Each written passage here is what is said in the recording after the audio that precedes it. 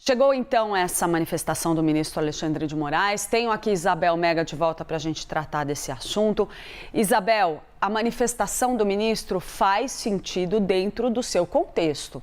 Querendo ou não, essas reuniões, essas conversas teriam supostamente ocorrido em um momento em que se discutia, se debatia os desdobramentos da lei Magnitsky imposta pelo governo americano ao próprio magistrado.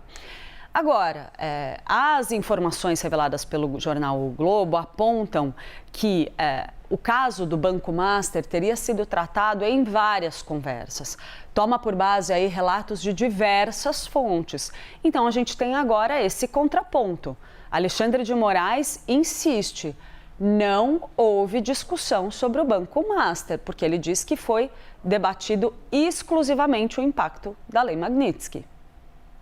Bom, e é uma manifestação, Clarissa, que vem quase 24 horas depois da publicação da matéria do Globo, né? A gente, ainda ontem no jornal, citava um pouco desse contexto, né? Se eu não me engano, foi ontem pela manhã essa publicação da reportagem, depois o conteúdo também foi confirmado aqui pela CNN Brasil, mas é uma reportagem que tem um potencial ali de incendiar Brasília, tanto é que a gente viu reações de alguns, mas a falta de reação de outros. Foram 24 horas, portanto, para que houvesse essa explicação do ministro Alexandre de Moraes. Do Banco Central ainda não veio explicação e sim, faz sentido que o ministro debata a aplicação, os efeitos da lei Magnitsky com instituições financeiras. Agora chama a atenção também o cuidado da nota de deixar ali expresso que foram tratados nessas reuniões exclusivamente assuntos específicos sobre as graves consequências da aplicação da referida lei, né?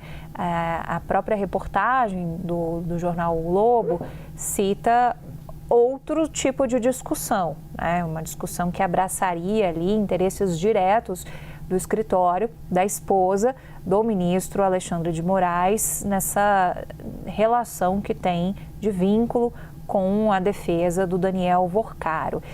Isso tudo, Clarissa, quando houve a operação em relação ao Banco Master, você estava até aqui em Brasília, né? Você foi olhando para o lado mais econômico, eu fui olhando as minhas apurações para o lado mais político.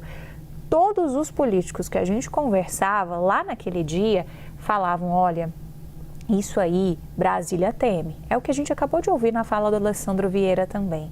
O Congresso Nacional estava ali em estado máximo de alerta com aquela operação. E por que isso? Porque o Daniel Worcaro é uma figura que vem ali do mercado, mas que tem muita relação com o mundo político. Talvez isso ajude a explicar o cuidado com que isso é tratado aqui em Brasília. E isso pode ajudar também a explicar o porquê é muito difícil essa CPI sair do papel no ano que vem, ainda mais considerando um ano de eleição. Vamos lembrar que muito recentemente a CPMI do INSS começou a abraçar esse assunto, mas depois, por uma decisão do ministro Dias Toffoli, foi retirado esse material da CPMI do INSS e dado um total caráter sigiloso em relação a isso. Ali já foi uma manifestação lida também no mundo da política como uma espécie de, peraí, vamos tratar isso de maneira sigilosa. Então, você vir de novo com uma ideia de uma CPI que olhe exclusivamente para a situação do Banco Master é muito desafiador, porque vai ter que passar por cima de muito interesse político dentro do Congresso Nacional para que um colegiado possa tocar algum tipo de discussão sobre esse assunto.